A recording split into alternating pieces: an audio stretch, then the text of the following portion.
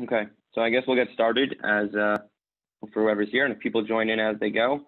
I guess just if somebody wants to volunteer to just, as people join, to repost the source sheet, because I think that it's only available if it's in the chat from when they join. First of all, this class is dedicated in memory of Mr. Stanley Chera, and as well the Day of Learning is dedicated by the Chera family in his memory. Stanley was a man who impacted really the community entirely and even more globally, many, many people. So it's a person who we should honor, and we dedicate this class and this day to his memory. I thought today we'll talk a little bit about the concept of saying Hallel on Yom Haasmaut. We know Hallel is a portion of prayer, select Mizmorim of Tehillim, which we say throughout many holidays on the Jewish calendar. And the question comes up when we have a day like Yom Haasmaut, an unprecedented day in Jewish history where the Jews have declared independence in the state of Israel, really changing the course of history for the last 2,000 years.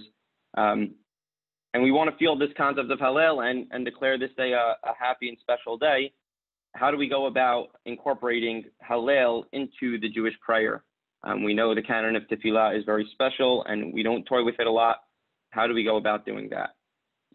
It's very interesting to see that it's this conversation, while one may think may be local to halakha consideration, has really become somewhat of an identity factor of, how strong our passion, our nationalism is for this type of day, depending on if we're willing to go the extra mile, say Hallel, not say Hallel, or with or without a beracha, the full Hallel and such. So I figured we'd really just explore some of the sources that are addressing this topic and explore some of the considerations that address this topic to get a better feel about what this discussion should be about, what considerations need to be made when we're implementing such a thing. I don't think I'll offer a specific conclusion. I am not a halachic authority, but it'll at least inform us of the conversation a bit more. If you do have questions along the way, you could throw them in the chat, or you could raise your hand. I would suggest really putting them into the chat. I'm watching that. And of course, I'll try to save time at the end for some questions. Okay.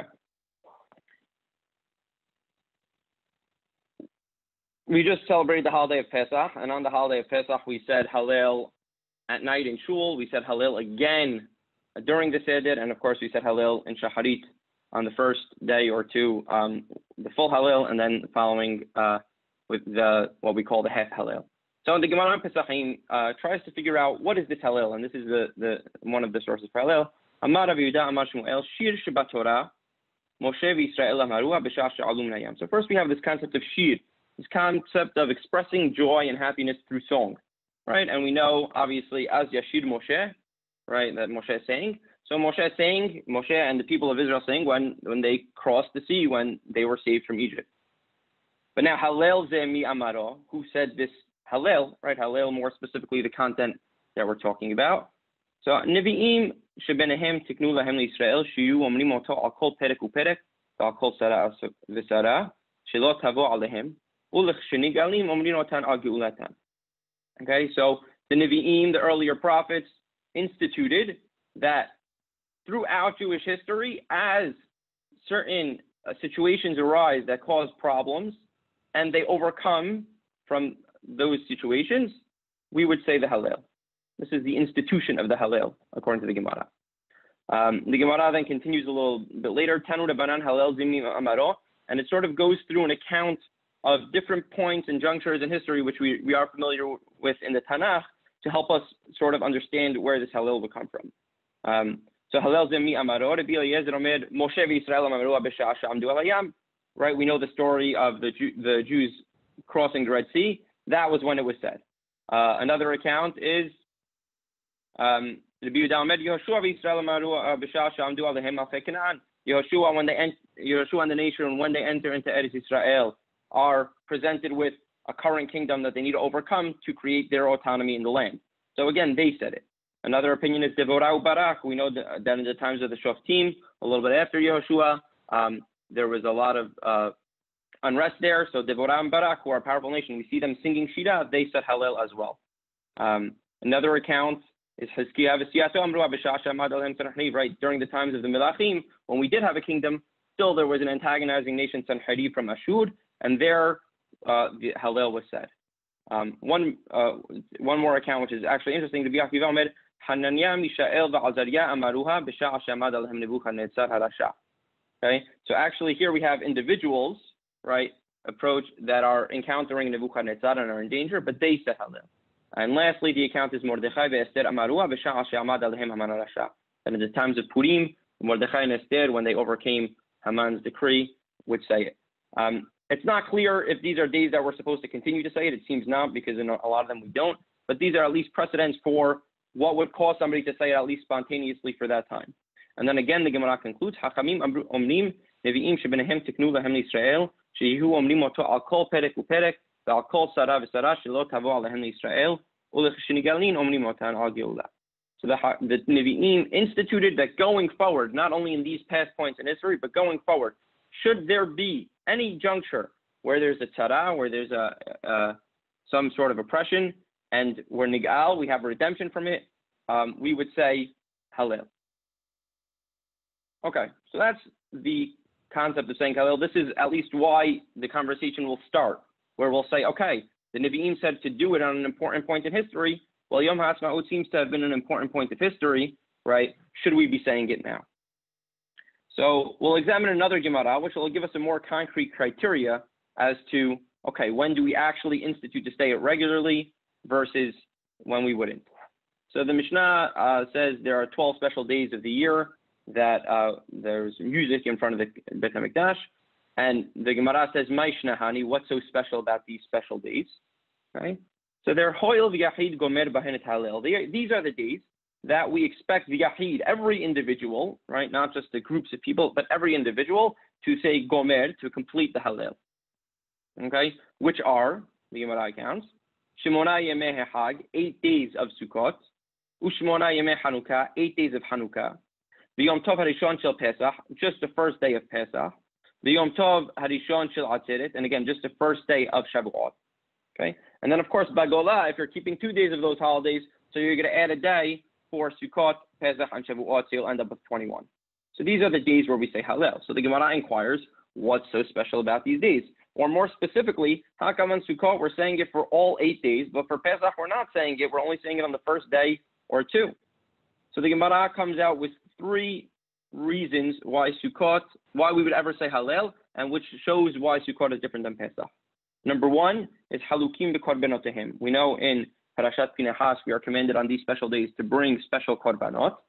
Okay, so Sukkot, each day has a different prescription of what the korban should be, and therefore each day has its own specialty. Pesach, every day is Ka'ele Ta'asu Yom Shivat Yamin. Every day has the same amount of korbanot, so therefore just the first day is considered special.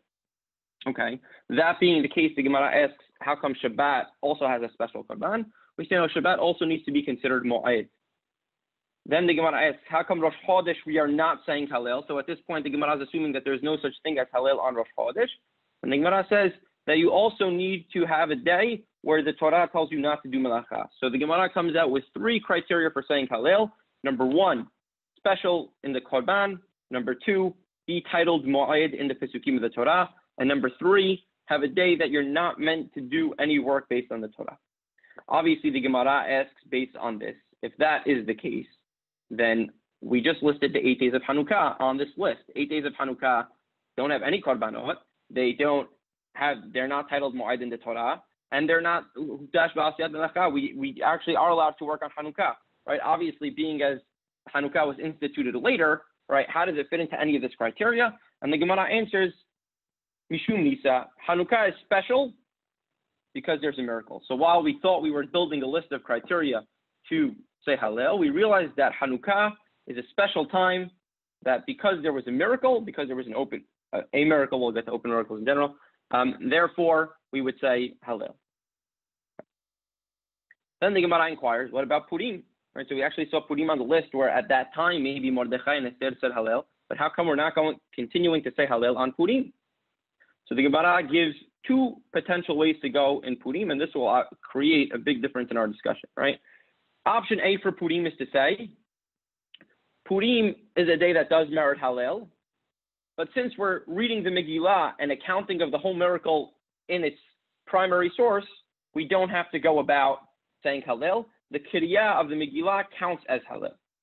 So therefore, according to this understanding, Purim's miracle would also merit the saying of Hallel. Option B is that actually no, the miracle on Purim is an insufficient reason to say Hallel.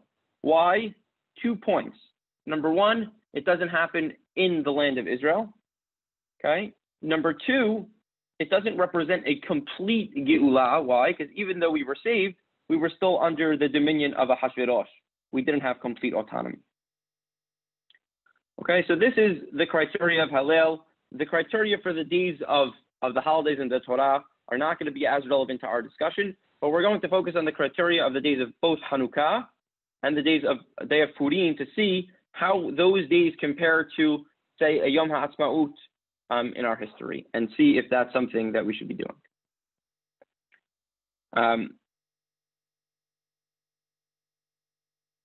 Just in general, we could skip the next source, but the Gemara debates if this concept of Hallel is Derabanan or Deoraita. We have one source in Berachot that seems to indicate it is a Derabanan.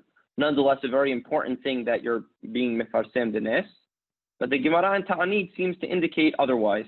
And we'll explore this Gemara in Ta'anit anyway, but the Gemara here in Ta'anit seems to indicate that is the Din Deoraita. So let's talk about this Gemara in Ta'anit, and then we'll have at least the entirety of the Gemara sources to work with. The Gemara in Ta'anit talks about days where Yisrael is not on the Ma'amad. So we know that Yisrael had a special role to be on the Ma'amad in the Beit HaMikdash, but there were certain days where this did not happen. One of those days is Rosh Hodesh Tevet, is the day of Rosh Hodesh of Hanukkah. And the reason for that being that we say Hallel and we're preoccupied. So the Gemara asks, so what about Rosh Hodesh Nisan? Right? Seemingly that was a day that had Hallel. Right, well, because it's Rosh Hodesh. This Hallel that everyone knows about that we say on Rosh Hodesh is a different status.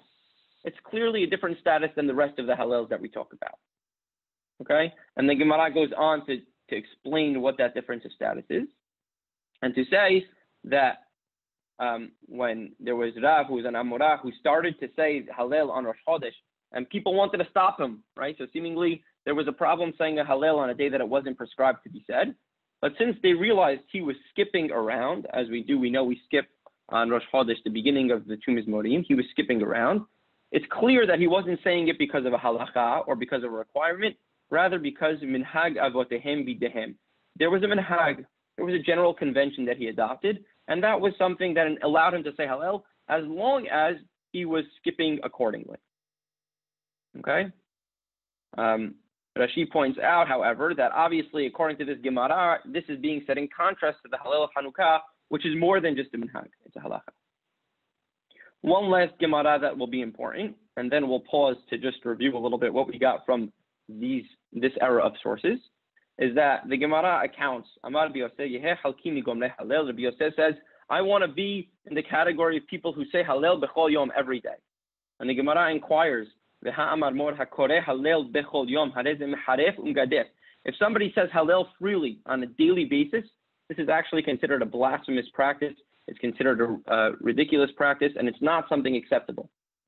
Okay, and she points out why, because you're ruining the value of it. If you're saying it on any given day, then the value of saying it on those special days trivializes that specialty.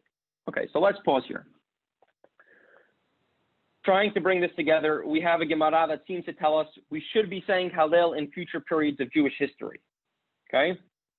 We look to 2 points in the calendar which may help us understand it, and that is Hanukkah and Purim. Hanukkah is a day where we actually say Hallel, and therefore the Gemara accounts because it was an amazing miracle, it's going to be a day where we're saying Hallel despite any other criteria, seeming to indicate that any time we have a great miracle, we should be saying Hallel. Purim, there's a debate as to whether the nature of the miracle of Purim would merit some saying of Hallel. One opinion says, yes, it should merit it, but we do it by the Megillah. Another opinion says, no, it's not enough of a miracle to be meriting it. Finally, we understand that there is a concept of a minhag Hallel, which is in a completely different category than this Hallel. Okay? And then we understand also, however, there is something wrong with saying Hallel when you're not supposed to. One may think that, oh, you're just saying some Mizmorim and Tehillim. Seemingly there is something wrong with saying Hallel when you're not supposed to. So if we pause here and we try to go back to Yom Haasmaut and to evaluate it, on the one hand, we may wish to equate Hallel, the Hallel on Yom Haasmaut, to Hanukkah. Just like a miracle was done on Hanukkah, so too a miracle was done on Yom Haasmaut. Okay? We'd have to evaluate, by the way, during this time, a tzara, some persecution period that was being caused, and how this day was a line of changing over, which we may identify later. So therefore, we would be saying, if we equating it to Hanukkah, we would be saying the full and entire Hallel with a beracha. Otherwise, another option is to consider a Hallel like the Rosh Hodesh Hallel, where it's a minhag, where seemingly Rav was allowed to create the minhag, but there he would have to skip around throughout the Hallel. Or we may choose to say that Hallel is not an option to be included because it trivializes the other days that we say Hallel. Those would be the three main options. Just going through quickly, because I realize time is moving pretty fast. Harambam and other Rishonim debate as to whether the concept of Hallel can be considered Dirabanan or D'Oraita. That is something we saw that was the Gemara debated. Harambam clearly says it's a mitzvah Dirabanan, whereas the Ramban argues that one may make the case, right, arguing on behalf of the Baal Halachot Gedolot that counts it as a D'Oraita, that one can make the case that Hallel is a D'Oraita. And the Ravad chooses a middle ground to say, no, it's not a D'Oraita, it's not accounted for in the Pesukim of the Torah, but it's a higher status than a D'Rabanan because it comes from the time of the Nevi'im. Another interesting point to note is that Harambam also points out that Purim, right, we realized we had two options. Purim is a day that would merit saying the Hallel. It's just that we read the Megillah instead. Okay? But on Rosh Hodesh, it's a minhag. One more point to be talked about. The question becomes, do we say a beracha when we have a minhag? Harambam seems to indicate no, but the Tosfot based on the Rabbeinu Tam seems to indicate that yes, we would say a beracha. So going in the half Hallel, right, and this is actually a difference between Sfaradim and Ashkenazim on Rosh Hodesh. In the half Hallel, the Ashkenazim will follow Rabbeinu Tam and say beracha of Hallel on Rosh Hodesh, and the Sfaradim do not. So obviously, if we're going to implement the minhag Hallel, right, at least according to Sfaradim, it would not come alongside a beracha. So let's pause and evaluate one more time. Let's assume that Yom Haasmaut is a net positive day, right? There are those that may contest that we're better off before or after the day, but let's work under the working assumption that we were better off after the Declaration of Independence than before the Day of Independence. But we can still create three layers of the significance of the day of He'iyad, specifically on the Jewish calendar. In terms of the local day, it was simply a declaration of the state being independent, right? There was no other things that occurred on the day other than the declaration. In terms of a smaller scope of history, clearly the Jewish people did not have an autonomous state of the day in Israel a little bit prior to that.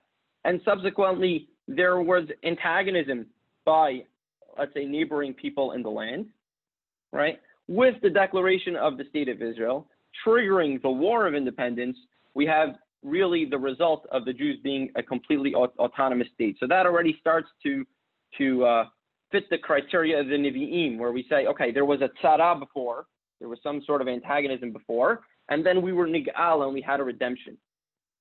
Okay?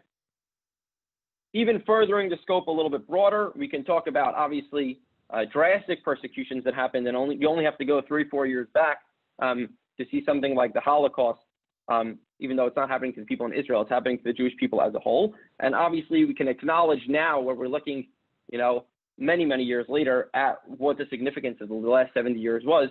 We can clearly see that it's had drastic effects on Jewish autonomy in general. Nonetheless, right, one can argue that there's still a larger scope here, that if we go all the way back 2,000 years to the times of the Beit HaMikdash, maybe there was more autonomy there. It's hard to really assess. and maybe there's a future that could be even better, right? There is still antagonism within the state of Israel. There is still hard to be completely safe there. There is still terror that comes around every now and then. And is there another period that's coming? So we've created a few layers as to how to evaluate this day of Yom Haasmaut. And in doing so, now we should look at a few other considerations that are brought up when we talk about saying Hallel. Number one is the scope of the amount of people that it hits. Okay? So the Gemara, when it was talking about the 18 days, said every individual says it on those 18 days. Okay? But a lot of Rishonim point out, so here's the Tosfot that says, we scroll all the way down, Dechi leka kol Yisrael en gomrin oto elu be'elu hayamim. Aval legulat kol Yisrael omrim oto le'olam. So in order to institute a new Hallel, you need to have a Geula, a redemption of the entire nation of Israel. Okay? When there's not a redemption of the entire nation, whether it's individual people or small groups of people or individual cities, that's not a sufficient reason to be saying Hallel. This is according to Rabbeinu Tam in Sukkah. Similarly, the Baal Halachot Gedolot says, Dekad Kenifan Kulehun Yisrael. Right? You need the collection of the entire nation. So not only does it have to affect the entire nation, but they have to be Kenifin collected in a specific region. Okay? And therefore, the Me'asharim says, and if you're not, you're considered an individual. The Meiri says, however, when we're talking about the expectation of the collection of the entire people, we're talking about saying the full Hallel. But of course, one may say a Hallel without a Beracha. So he qualifies that a little bit. So here's consideration number one, is how does Yom Haasmaut relate to the entire nation of Israel? Well, one can say, again, if you're looking at the local day, it may have only affected the people in the land. Or if you're looking around the small, broader scope, it may have only affected a smaller group of people in the land. But if you broaden your scope a little bit, we can see how it could have affected the entire nation. Of course, if we demand the collection of the entire nation, we know at the time there was not even a majority of the population or even a plurality of the population in Israel. So we wouldn't call it the Kinifin of Kol Yisrael, but maybe it affected the entire nation. Something to consider, however, is, again, let's revisit our precedent. What happened on Hanukkah? In Hanukkah, we know the Gemara says that after the Galut of Bavel, Lav Kulahu Saluk, right? Most of the nation actually stayed in Bavel, as she points out in that, right? And only a small group of people, a small population was in Eretz Yisrael during the time of the second Bet HaMikdash, and therefore during the time of Hanukkah. So how is it that we consider Hanukkah a time that affected the entire nation? And over here, some people explain that the Bet HaMikdash is a significant factor. And therefore, since the times of Hanukkah had a Bet HaMikdash, and since the times of the and everyone was focused on the Bet HaMikdash, and the miracle revolved around the Bet HaMikdash, that makes it more significant. So according to this consideration, evaluating it based on this day would not be the same. So that's consideration number A. We have to evaluate how it affects the broader entire Jewish nation.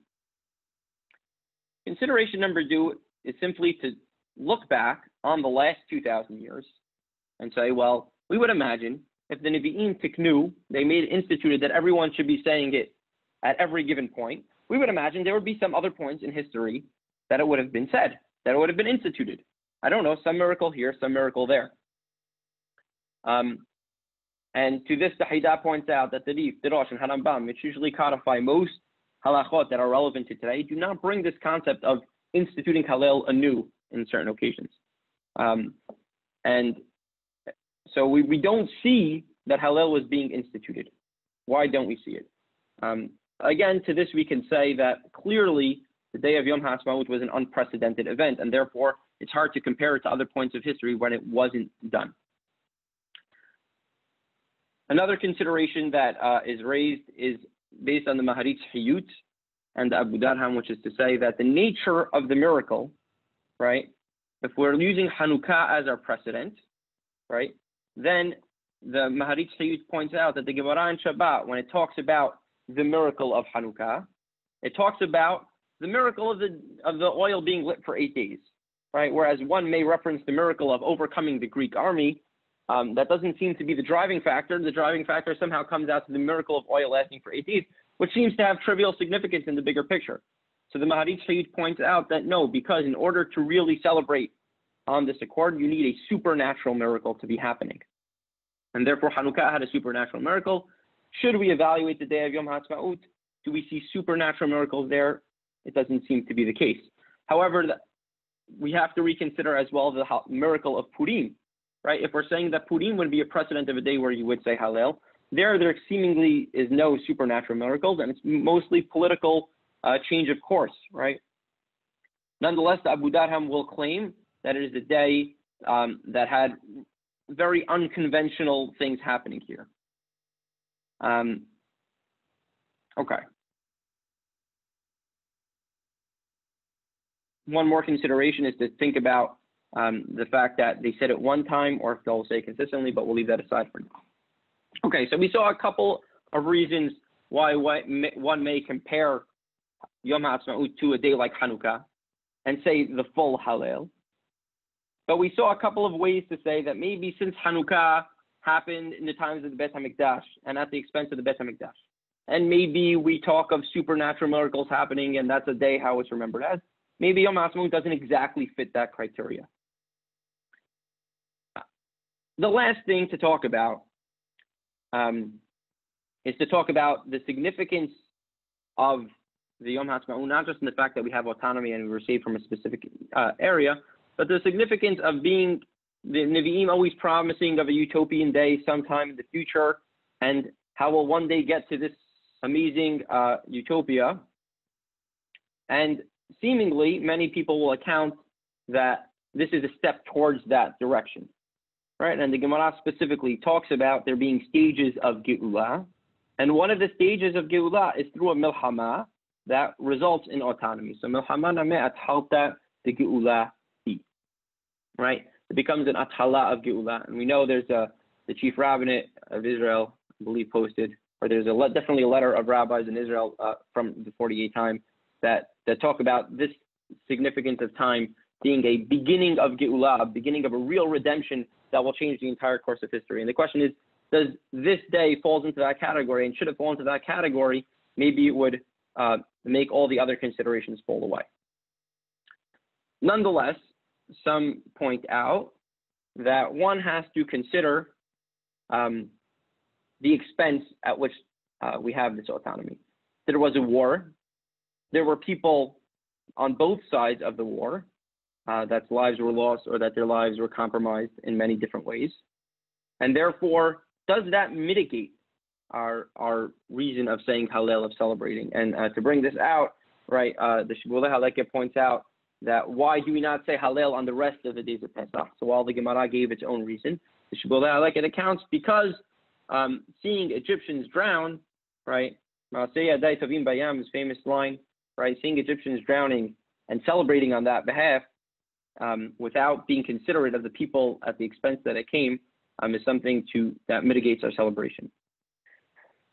I rambled a little bit, and I know we ran out of time here. I was trying to leave some time to have some questions, but just in summation, and then maybe whoever wants to stay on, we will bring some questions.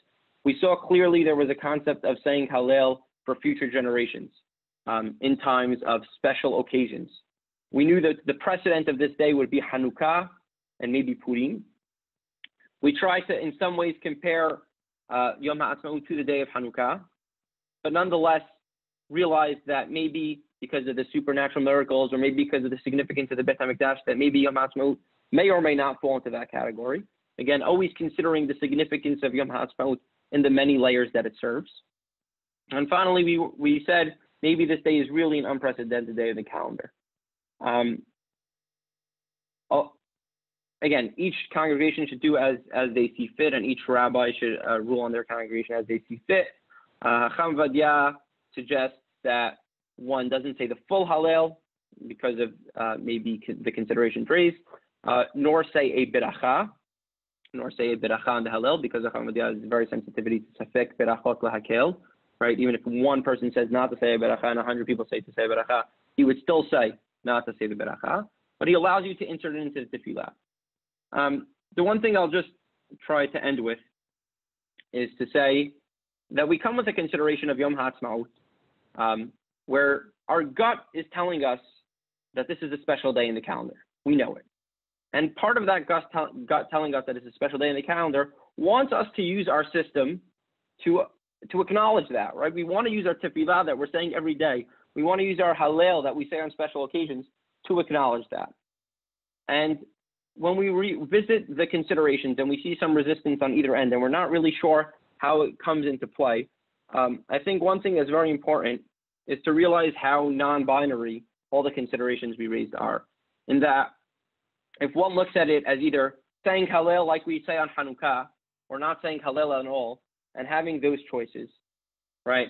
And maybe the way they approach the system is going to say, well, I'm going to go with my gut, and I'm not really going to consider so much of the precedent involved. That's one option. Or someone will say the reverse, to say that I'm at the mercy of all precedent, and therefore I have to follow whatever the letter of the law says, and I can't do whatever my gut feels.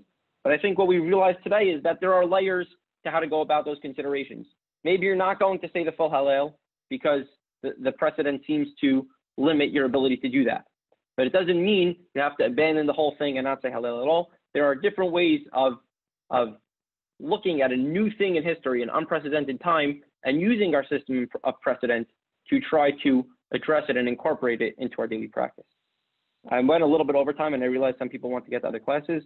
I will take a minute to take some questions. I suggest just writing something down in the chat. Otherwise, have a great day and enjoy the rest of the day.